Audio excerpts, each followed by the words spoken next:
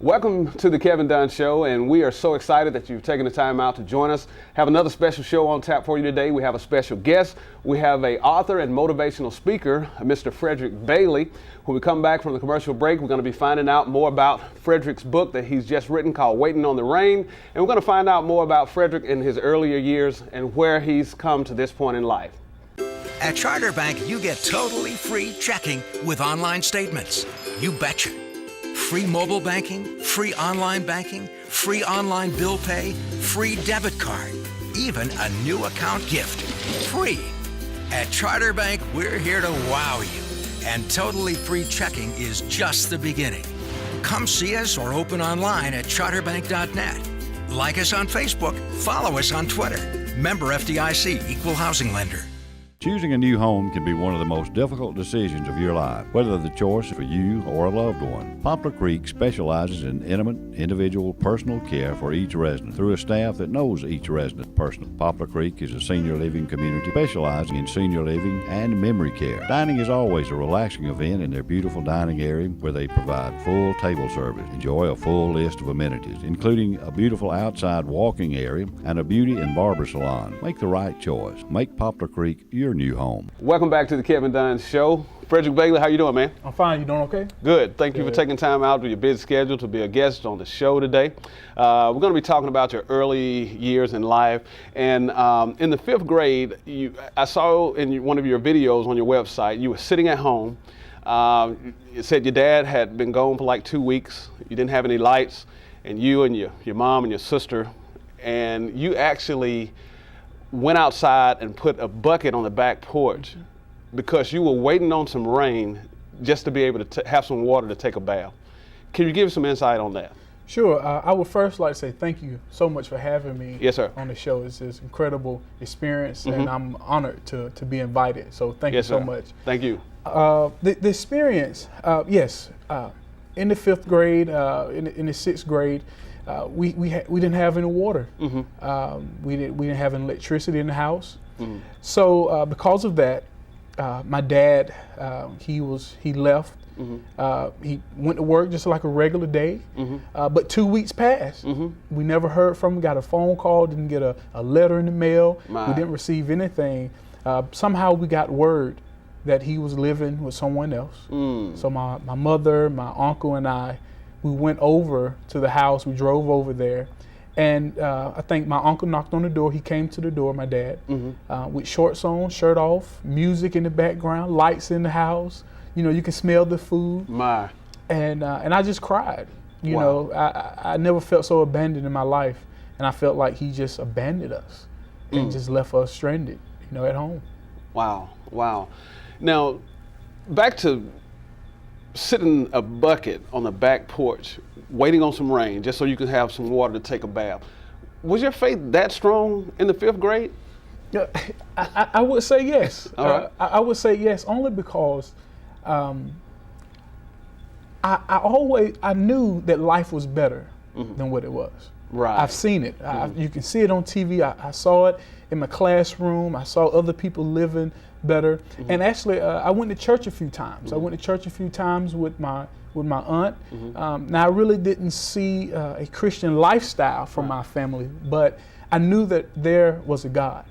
And I knew that my life was going to be better than this. So, you know, putting that bucket on the front porch, it was a faith thing. And I did have that much faith as a child. I don't know how. I don't know where it came from, but I had it. I believe. I believe better. Very interesting. Now, Frederick, without you not really having nothing, having anything when you were younger, how could you wish for something? And you didn't have nothing. I know we just talked about the faith, but explain your thoughts on how you could wish for something without having nothing. I think it goes back again because I knew that there was a God. I knew that, like I said, went to church. I knew that God can make things happen. And I actually prayed. I prayed, really didn't understand prayer, really didn't understand exactly what I was doing or how I was doing it, but I knew I knew how to pray or at least have a conversation with Him. And that's basically what prayer is. But I just had a conversation with God, bless my family, save my family. Really didn't know exactly what I was praying for, but I knew that that's all I had. I had nothing else. Everything was taken away from me, and all I had was hope. All I had was a little faith, and that was something that no one could take away from me, regardless of how rough it became. That's all I had was faith and hope. Man, that is very encouraging that you felt that way in the midst of what you were actually going through.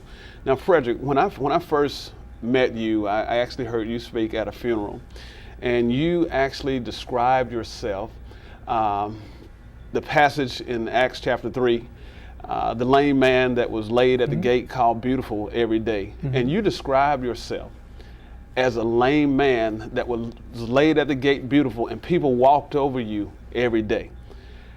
How does that scripture parallel to you being considered a lame man?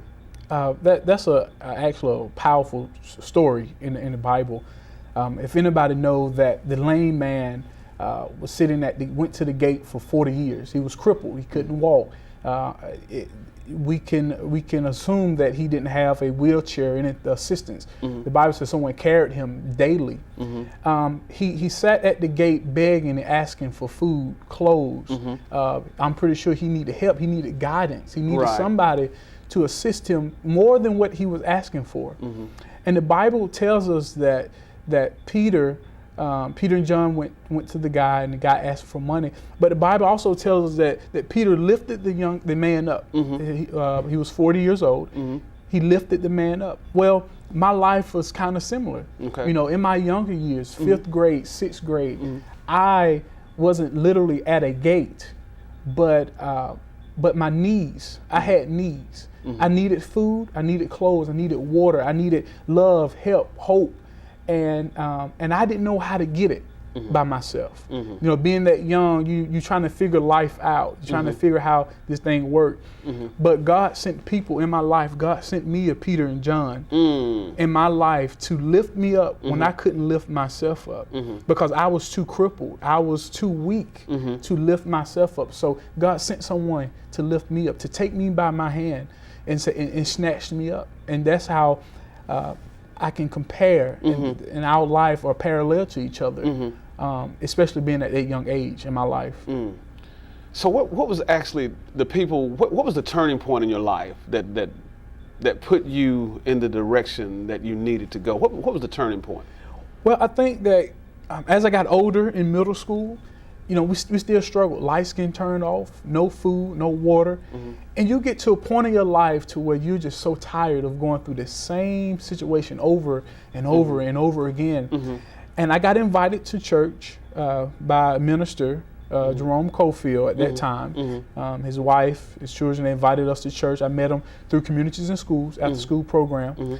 And he invited us to church. Well, the second visit, I realized that I need God more now than I thought I did. I need someone who can help me on a different level than anyone else. And so I walked to the altar in May of 2002 and gave my life to Christ. And that was the turning point of my life. And it was one of the most best feelings in the world. I promise I would not forget that day that I walked down to the altar.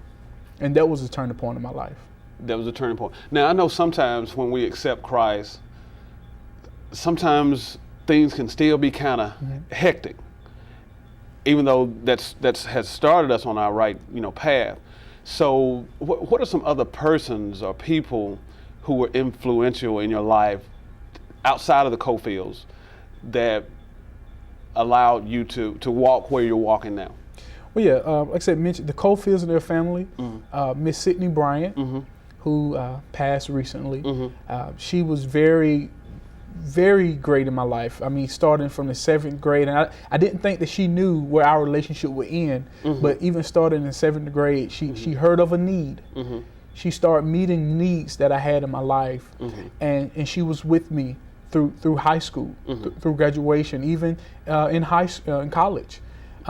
She was there. The Duckets, Tina Duckett, Garfield Duckett. Okay. They actually invited me over to their homes. They took me in as their own child as well. After I got saved, when our electricity got turned off, I called 3 people. I called the Duckets, I called Miss Bryant, and I called the Cofields. Because I got to a point in my life where I said I can no longer stay in a home with no electricity. And I called them 3 to say, can I come and stay the night with you? Wow. So those 3 are the top ones that really made an impact on my life. Now, Frederick, interesting you say about being without electricity. I know people right now who are of age who live in houses without electricity, and they refuse to go to work. I can't fathom that. And here you were a young man, young child, and you knew it was better. Can you give us some insight on why someone would want to sit in a house and live without electricity now, without going to work?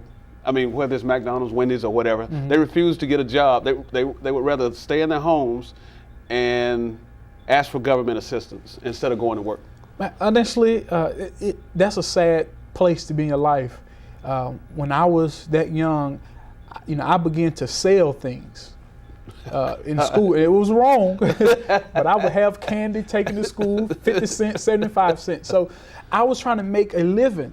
I was trying to work in middle school, trying to work to have some noodles, at home. I cannot understand why someone would become so dependent on welfare. Welfare is there only to assist you. It should be a stepping stone. It shouldn't be a lifestyle that you live.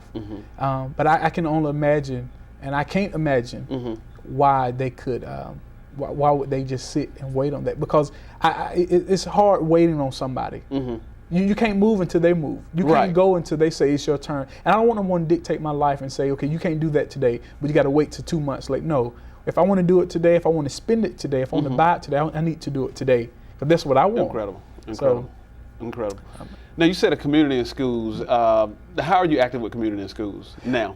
Well, actually, since graduation high school, I've been one of their spokesperson. I just recently, haven't this year, but last year in the course of, after my book published, I would speak on their behalf at different conferences, different meetings, or anything that they have. I get invited to speak on their behalf and share my story and share what they have done for me. And I'm very appreciative of all the services and the support the communities and schools are still giving me today. I mean, I still talk to the president, Neil Shorthouse. I still talk to communication director. I still talk to other, the vice president.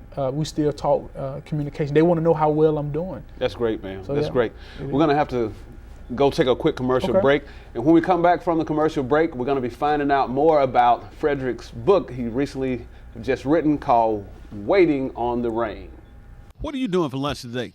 Man, I don't know. I was thinking about some wings. Well, I know where we are going. DJ's. DJ's has bone-in wings, hot or mild, lemon pepper, barbecue, and you gotta try the sweet and spicy. And DJ's also has boneless wings. They've got delicious fish and steak sandwiches. And their salads are big enough to even fill me up. And top it off with a fruit and ice frozen drink. Man, I'm hungry. We're headed to DJ's. Life in the country is a conscious choice. And with that choice comes hard work, attention to detail, and investing in the right tools to keep your home or farm at its best. So why choose anything but the very best zero turns on the market today? Exmark. Known for their durability, precision cut, and time-saving performance, Exmarks are the preferred brand of mowing equipment for the landscape professional and people like you who take pride in their lawn. For special pricing incentives, visit exmark.com or your local dealer. Welcome back to the Kevin Dunn Show, where we have author and motivational speaker Fredrick Bailey. Now, Mr. Frederick, tell us about the book that you've just written called Waiting on the Rain. What is your book about? Well, yes, the book Waiting on the Rain it's a story about a young man, myself of course, who was dealing with situation trials since day one. In this book, you will read that from birth, there was a struggle to see who would have custody of me. My father had a fiance in LaGrange, but my mother, which lives in Atlanta, became pregnant with myself. So it was a struggle, it was a battle. But you always see the hurt, the betrayal, the rejection, the fear, the pain that a young child experienced. But because of the grace and the glory of God. Yes, sir. And the faithfulness of God, you will also see that a young man who experienced all these different things, because of the help of God, came out on top and still find the battle. But it didn't stop, and I didn't let my past define who I am today. I didn't let my past become me, because statistics will tell you what I'm supposed to be. They will tell you that I'm supposed to be a failure. I'm supposed to be an uneducated black man. But because of the grace of God, because of the grace of God, man, I overcame so much stuff. And I didn't write it to brag on me or didn't talk about how great I am, because I'm really not that great. It's God who's great. That's true. And, That's true. But it's just talk about a little boy who've conquered so many challenges that we kind of take for granted, and for those people who are actually dealing with the same challenges. But it's an inspirational piece. It's a motivational piece to help others see, if God did it for him, he can do it for me. If he came out of this situation, surely I can come out of it. And I hear so much of that is going on right now. It's even escalated over the last 5 or 10 years. People who are experiencing what you experienced at a young age and not even having the help or assistance. So I applaud you for giving back. And prayerfully, this is going to be a way that's going to bless, we'll say, thousands and millions of people who know that there is a way out. Frederick, if you had not have came up with the title "Waiting on the Rain," what do you think would have been another title? I can hear, and I know this is very original, from tragedy to triumph. What would you have called the book if you hadn't named it "Waiting on the Rain"? Man, that's a good question. Actually, the title "Waiting on the Rain," I was at a conference speaking for communities and schools, and it was Tina Duckett and Carol Lewis, who's vice president of communities and schools. They said, if you ever write a book, it would be "Waiting on the Rain." All right. And they didn't know that I was in the process of writing a book, because I started writing a book actually in high school, but I put it on hold. I don't know why, but God has timing for everything, so I put it on hold. And they said, Waiting on the Rain stuck with me. So honestly, I had never thought about another title for my life, for my book. It's very fitting. It's very fitting. Very fitting. It's very fitting. And yeah, I just wanted to throw that out there to you. I was just thinking about that as a thought to myself. Outside of your early life, and the people that you've already mentioned, is there anything else that inspired you to write this book? This is what inspired me. All right. It's two things. Number one is I was telling my testimony since high school. Especially with the communities in school, I entered different competitions, telling my story. And I really didn't realize what type of story I really had. So I was telling my story, and the Cofields told me, they said, you need to put your story on paper. Not only just tell the people your story, but leave them with something in their hand. They didn't know I started writing the book in high school. So I started to revisit that back in college. This was in college that I finished my book in college. And that inspired me. Another thing that inspired me is my friends inspired me. That's good. Those who I thought was my friends really wasn't my friends. So when they had parties, not really parties, but gatherings and went out, Frederick didn't get an invitation. Right. And I felt some type of way about that. And I felt like, why would you not invite me? I'm cool.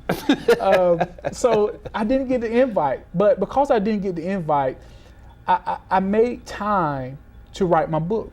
So, That's powerful. so the invites that I didn't get, the time that I wasn't hanging out with them, I used that same time to write a chapter in my book.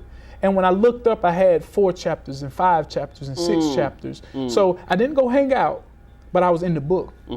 And I'm gonna throw this out not because I'm bragging on me, but I'm bragging on my God. But I don't have an associate or a friend yet that I know that have written a book, because see, while they was partying and having fun, you know, I was developing a dream, a vision, a goal That's that awesome, I had. man. That's so, awesome. so my friend pushed me. Your friends push you. They pushed me. Didn't even know they pushed me, but they pushed me.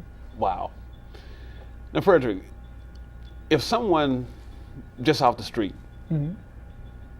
picked up this book at a book stand and they read it, and you know nothing about their life, nothing about their situation, what would be the one thing or 2 things that you would want them to take away from reading your book, Waiting on the Rain? I think I'm gonna give you 3. That's fine. Okay, that's good. A sense of belonging to God, hope, and passion. And what I mean by that is that without God, with Jesus, everything is possible. I want them to feel that yes, we're living our day-to-day life, but we need Jesus. Because if I didn't give my life to Christ, honestly, I don't know where I would be. I would not be sitting here today. That's true. I know for a fact I wouldn't be sitting here today. So I want them to feel belonging to Jesus Christ and knowing that with Him, anything can happen for their lives. I want them to have hope. Hope that they can read my story, gain hope, and also to look at their lives and say, okay, my life needs some adjustments. You know, we all need some adjustments. That's but, true. But some of us are in a place where we may need more adjustment than the other person. So I want someone to pick that book up and say, you know, I need to look at my life and I need to change some things. And not just change it for myself, but change it for someone else.